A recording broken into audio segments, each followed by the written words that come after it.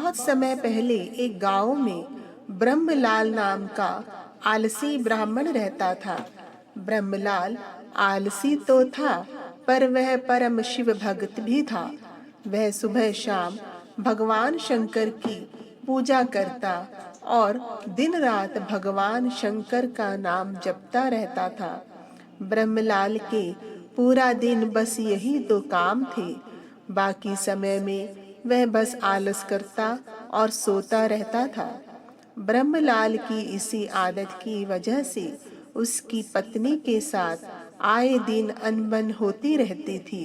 एक दिन उसकी पत्नी उससे कहने लगी कि खेतों में फसल पक चुकी है, इसलिए खेत चले जाओ और फसल कटवा लो और आते हुए खेत से सरसों का साग भी लेते आना, क्योंकि घर में कोई भी सब्जी नहीं है।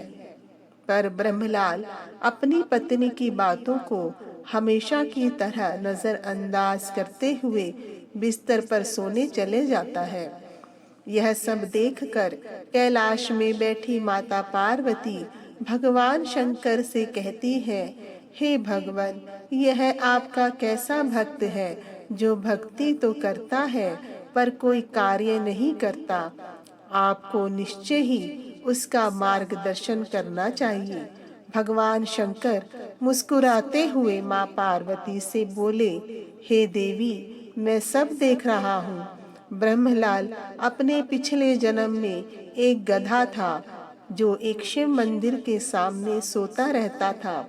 सोते सोते भी उसे शिव मंदिर में शिव नाम के मंत्रों का श्रवण होता रहता था और एक दिन श्रावण मास में ही उसकी मृत्यु हो गई। पूरे जीवन काल शिव नाम का श्रवण करने से इसका अगला जन्म मनुष्य के रूप में तो हो गया, पर इसका आलस नहीं गया।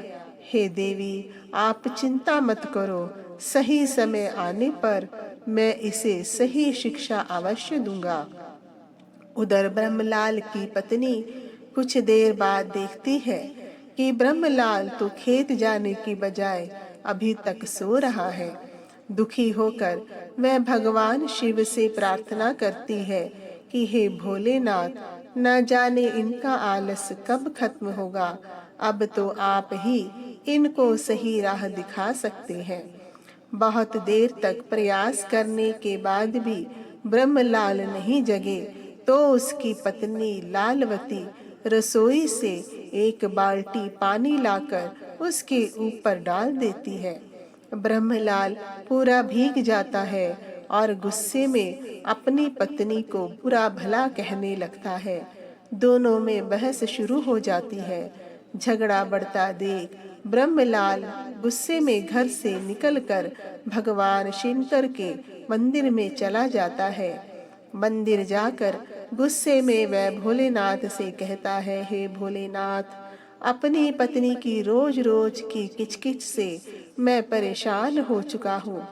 अगर मैंने आपकी भक्ति श्रद्धा पूर्वक की है तो आप मुझे वरदान दीजिए। यह कहकर वह जोर जोर से रोने लगता है। अपने भक्त को परेशान देखकर भगवान भोलेनाथ उसकी पुकार पर स्वयं मंदिर में प्रकट हो जाते हैं और ब्रह्मलाल से कहते हैं कि तुम मेरे परम भक्त हो और तुम्हारी भक्ति से मैं बहुत प्रसन्न हूँ। बोलो, तुम्हें क्या वरदान दूं? ब्रह्मलाल भगवान शंकर को देखकर पहले तो हैरान रह जाता है, फिर भगवान को प्रणाम करके कहता है, हे भगवान, मुझे कोई ऐसी चीज दीजिए जो मेरी सब बातें सुने और मेरे सब काम कर दे। भगवान शंकर ने उसे तथास्तु कहते हुए अपना एक छोटा सा त्रिशूल दे दिया और बोले कि इस त्रिशूल को तुम जिस भी चीज पर रखोगे वह अपना काम स्वयं कर लेगी। लेकिन एक बात का ध्यान अवश्य रखना, अगर काम पूरा होने से पहले तुमने काम को बीच में ही रोक दिया तो यह त्रिशूल मेरे पास वापस आ जाएगा। भगवान शंकर अपना त्रिशूल ब्रह्मलाल को देकर अंतर्धान हो जाते हैं ब्रह्मलाल त्रिशूल को पाकर बहुत ही खुश हो जाता है और मन ही मन सोचता है कि अब पूरे जीवन मुझे कुछ भी काम नहीं करना पड़ेगा। घर जाकर वह पूरी बात अपनी पत्नी को बताता है। ये बात सुनकर ब्रह्मलाल की पत्नी और भी चिंता में पड़ जाती है कि ये तो अब और भी ज्यादा आलसी हो जाएंगे। अब तो ब्रह्मलाल अपने घर से लेकर अपने गांव तक का हर काम त्रिशूल से करवाने लगे।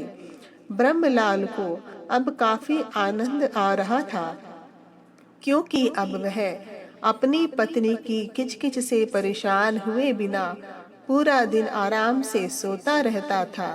एक दिन गांव में कुआं खुदवाने के लिए मुनादी हो रही थी कि जो भी गांव में कुआं खोदेगा उसको अच्छी खासी रकम मजदूरी के रूप में दी जाएगी। गांव में श्रमिकों की कमी चल रही थी, क्योंकि फसल कटाई का समय था और गर्मी भी बहुत अधिक थी।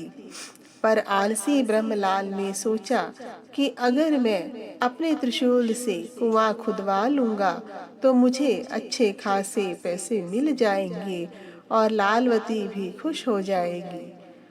गांव के सरपंच को मिलकर उसने कुआं खोदने का काम अपने जिम्मे ले लिया। गांव का सरपंच जानता था कि ब्रह्मलाल बहुत ही आलसी है, इसलिए उसने ब्रह्मलाल से कहा कि अगर समय पर तुम ये काम पूरा नहीं कर पाए या काम बीच में ही छोड़ते हो तो तुम्हें दुगनी रकम वापस करनी होगी। ब्रह्मलाल ने ये शर्त खुशी खुशी मान ली। वापस घर आते आते उसे जोरों की भूख लग चुकी थी और आलस भी बहुत आ गया था। उसने सोचा कि आज मैं अपने हाथों से खाना खाने की बजाय त्रिशूल को ही बोल देता हूँ, भोजन अपने आप मेरे मुंह में आ जाए। यह सोचकर उसने त्रिशूल को आदेश दिया कि अच्छे अच्छे पकवान मेरे मुंह में स्वयं ही चले आए। आदेश देते ही अच्छे अच्छे पकवान उसके मुंह में आने शुरू हो गए। ब्रह्मलाल को बड़ा ही आनंद आ रहा था, लेकिन कुछ ही देर में उसका पेट भर गया, पर खाना उसके मुंह में आने से रुक नहीं रहा था। जैसे ही वह सोचता कि खाने को रोक दूं, तभी उसे भगवान शंकर की बात याद आ जाती कि अगर काम पूरा होने से पहले रोक दिया तो त्रिशूल वापस शिव भगवान के पास चला जाएगा। अब तक ब्रह्मलाल ने त्रिशूल को जितने भी कार्य करने के लिए बोले थे, अनजाने में ही सही, उनके पूरा होने पर रुकने के लिए वह त्रिशूल को पहले ही बोल देता था। किंतु इस बार पेट भरने के बाद त्रिशूल को रुकने के लिए नहीं बोल पाया। अब तो उसने कुआं खोदने का काम भी ले लिया था। वह बहुत ही परेशान हो गया। अब तो उसकी तबीयत भी खराब होने लगी थी। पेट में बहुत ज्यादा पीड़ा होने की वजह से अब वो और भोजन नहीं कर सकता था। रोते रोते उसने भगवान शिव के त्रिशूल को बीच में ही रोक दिया, जिसकी वजह से त्रिशूल वापस भगवान शिव के पास चला गया। पूरी रात ब्रह्मलाल पेट दर्द से दुखी रहा और अगले दिन उसे कुआं खोदने भी जाना था, क्योंकि उसके पास सरपंच को लौटाने के लिए दुगने पैसे नहीं थे। अब वह प्रतिदिन उठकर रोज कुआं खोदने जाने लगा। धीरे धीरे उसे मेहनत करना अच्छा लगने लगा और उसने समय पर ही कुआं खोदने का काम पूरा कर दिया। अब उसे बिल्कुल भी आलस नहीं आता था, जिससे उसकी पत्नी भी बहुत खुश रहने लगी और उनके बीच झगड़े भी बंद हो गए। कुछ ही समय में उनके घर एक सुंदर कन्या का जन्म हुआ। इस तरह भगवान शंकर ने अपने भक्त को उचित समय पर सही शिक्षा दी और उसके जीवन से आलस को दूर भगाया। बोलो भोलेनाथ महाराज की जय।